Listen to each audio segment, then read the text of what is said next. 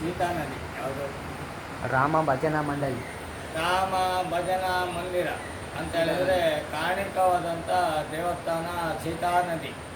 ಇಲ್ಲಿ ಹರಿಯುವಂಥ ನದಿ ಇದು ಪುಣ್ಯವಾದಂಥ ದೇವಸ್ಥಾನ ಅಂತ ಹೇಳಿದರೆ, ನದಿ ಅಂತ ಹೇಳಿದರೆ ಇದಕ್ಕೆ ಯಾವ ನದಿ ಅಂತ ಕರೀತಾರೆ ಅಂತ ಹೇಳಿದರೆ, ಇಲ್ಲಿಂದ ಸೀತಾ ನದಿಯಿಂದ ನೇರವಾಗಿ ಕೊಕ್ಕಣಿಗೆ ಹೋಗುವಂಥ ನದಿ.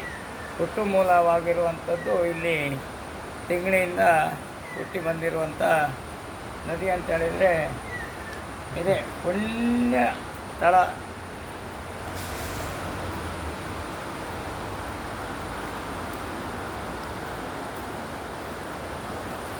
ಓಂ ನಮಃ ಶಿವಾಯ, ಓಂ ನಮಃ ಶಿವಾಯ, ಓಂ ನಮಃ ಶಿವಾಯ.